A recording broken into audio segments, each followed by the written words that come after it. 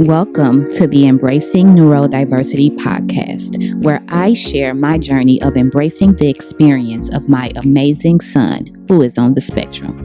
I am Ivory, a mother, educator, and personal growth enthusiast. My goal is to offer insight and stories that may inspire you on your own parenting journey. Thank you for tuning in. Welcome back to the Embracing Neurodiversity podcast dedicated to supporting parents raising neurodiverse children.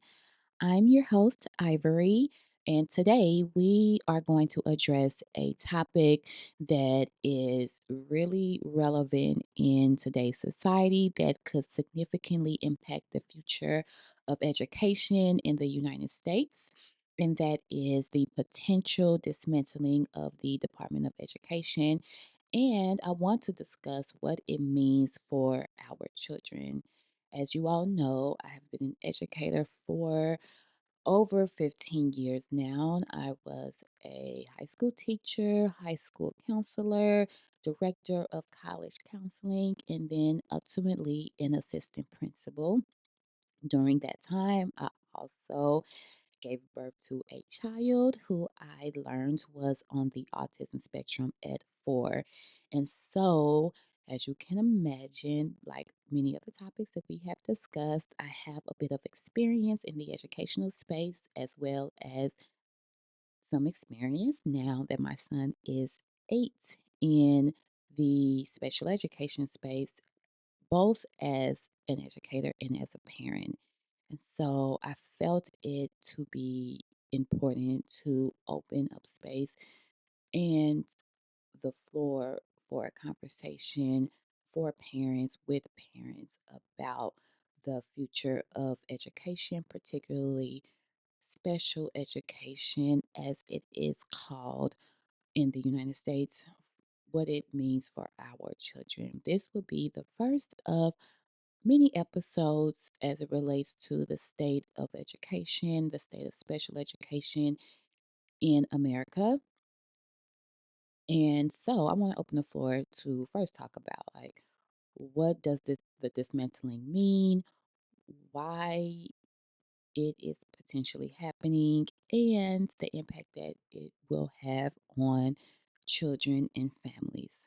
So first, what is happening and why it matters? So, the Department of Education has played a critical role in ensuring equal access to education since its establishment in 1980. It's important to name that the Department of Education, it has not always been an institution that has been available. It is still fairly new, a little over 40 years old, 1980. According to the National Education Association, dismantling the Department of Education would strip resources from millions of students in low income communities. It would also jeopardize special education services and weaken civil rights protections. I'm going to focus on in this today's podcast the jeopardizing of special education because if you're listening to this podcast, it's highly likely that you have a child or know a child who receives special education services if they are neurodiverse, meaning they are on the autism spectrum, have ADHD, dyslexia, and a slew of other diagnoses, right? And so, a few takeaways from a report that I read recently as it relates to the Department of Education. 90% of US students, United States students, and 95% of students with learning differences are in public schools and rely on federal support. 90 to 95. That's obviously a significant amount. Over 7.5 million students receive special education services through the Individuals with Disabilities Education Act that you've probably seen the acronym IDEA. If the IDEA were transferred to another agency, which is what has been proposed, essentially protections for students with learning differences and even physical differences would be at risk, right? This makes me think about something that I wrote in my transformative parent playbook around the idea that every child deserves a learning environment that honors their unique abilities and provides them with resources they need to thrive. And so when we allow barriers to be built instead of bridges, we deny access to their full potential. This is why this conversation matters. How will it affect neurodiverse children and even marginalized children, you may be asking? So, the most vulnerable students, those with learning differences, students of color, and those from low income backgrounds, stand to lose the most if the Department of Education is dismantled. The Center for American Progress found that eliminating Title I funding, which is funding that is used for schools serving in under resourced communities, could result in the loss of 180,000 teaching positions and affect nearly 3 million students. So the impact is wide and vast for many. And for students with learning differences, the risks are even greater. The loss of the IDEA oversight could mean that protections for students with physical disabilities and learning differences would vary significantly by state. So, if the Department of Education is dismantled, which is housed on the federal level, then the educational responsibilities, priorities, and funding will be left to the state, which creates an increase of inequitable practices, making it harder to guarantee that all children will receive the support that they need. The Department of Education currently ensures that public schools adhere to the law by enforcing the IDEA, and so providing special education funding and investigating discrimination clause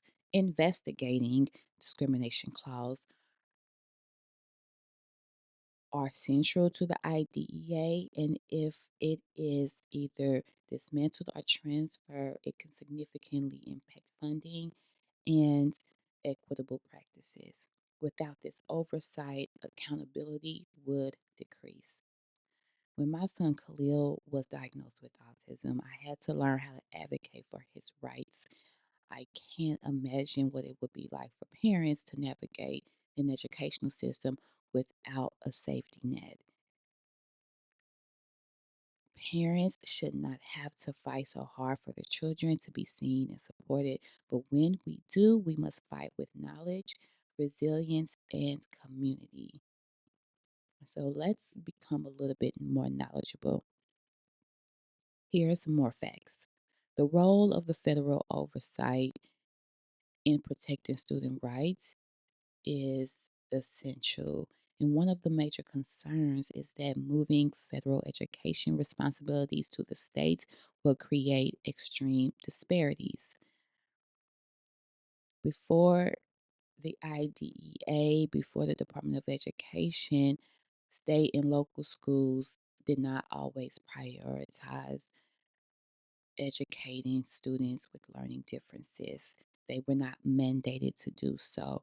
And this is a concern that now is re entering the conversation. Federal oversight does a few things, but I'm going to give you three. Enforcement of anti discrimination laws under the Section 504 of Rehabilitation Acts and the IDEA. It ensures equitable funding that ensures all students, regardless of their location or socioeconomic background, have access to quality education. Now, if there was a video, I would put quotations under ensure and quality education because we know that even with its existence, students across this country are still receiving inequitable education, and it is even more pervasive for students who have learning differences. And then lastly, federal oversight supports and ensures that rural and underserved schools that often lack sufficient state funding receive additional funding. These things will now be compromised. Without the protection, students could once again be at the mercy of state policies that may not prioritize equitable education. As I've mentioned before, as was stated in my playbook, Transformative Parenting, true inclusion means removing barriers before they become walls. True inclusion means removing barriers before they become walls. So let's talk about how you can advocate and prepare for the uncertainties that may come as it relates to the state of education in America, specifically special education for our children. Given the uncertainty, we want to make sure and ensure that our children continue to receive the highest level of education and support that they need. And so, for this episode, I am going to give you 5 strategies. And as I mentioned, we will continue to have this conversation as new information rolls out. Strategy number 1, stay informed. My podcast, plenty of resources and up to date information you can find online. I recommend reputable advocacy groups like the National Education Association and the Center for American Progress. They typically give objective facts and strategies as well. So follow those policy news sources and advocacy groups as well. Number 2, engage with your local school district. That's essential. I know as parents, we're busy, we work, we are pulled in so many directions, but as much as you can, go to school board meetings, voice your concerns with the school board officials, and stay aware. At minimum, read the emails you receive from your school district, inquire with your teachers about the state of special education. Stay informed so that you're not surprised about anything. Number 3, I'm going to say this for everything that we do: build a support network, connect with other parents. There may be parents who know more information than you do that can loop you in, and vice versa. Join a local advocacy group, learn about the rights that you have for your child and other children, and share resources and strategies. Community is where the power lies. Number 4, push for state level protection. And so, in the event that the Department of Education is dismantled and the responsibility leans on the state, become locally involved at the state level. If federal oversight is weakened, state advocacy will become even more critical. So, urge your state legislators to maintain strong protections for students with learning differences and physical disabilities. And lastly, number 5, prepare to advocate for your child individually. This means becoming well versed in your child's rights under the IDEA and the Section 504, and ensuring that they receive the proper accommodations regardless of the policies that may or may not change. I truly believe that advocacy starts with awareness. And so when we are informed, we become empowered. And as I say often, an informed parent is an unstoppable force for change. So, I want to wrap this up by saying that the potential of dismantling the Department of Education poses a significant threat to public schools, particularly for neurodiverse children and students in marginalized communities. However, we are not powerless. By staying informed, organizing, advocating, we can continue to fight for equitable education for everyone. When we support the most marginalized first, we support everyone. If you found this episode to be valuable, please share it with other parents and educators.